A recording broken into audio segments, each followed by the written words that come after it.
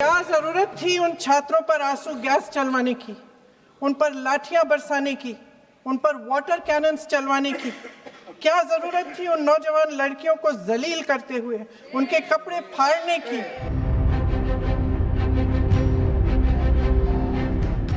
संसद में paper leak रोकवा आगत हेउथुबा साधारण परीक्षा संशोधन बिल 2026 उपरे आलोचना समय प्रियंका गांधी प्रबल बर्षिथिले।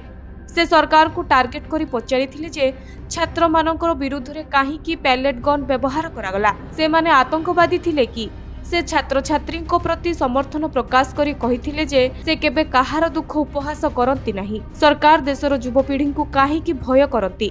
एठारे शिक्षा व्यवस्था आरएसएस सदस्यों द्वारा परिपूर्ण।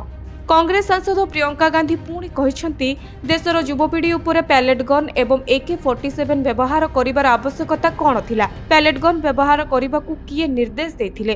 प्रधानमंत्री एहा करिथिले कि ना गृहमंत्री एहा करिथिले? सेमानकू उत्तर देबाक पड़िबो। एहा केवल कांग्रेस नुहे बरं समग्र देश उत्तर मागुछि।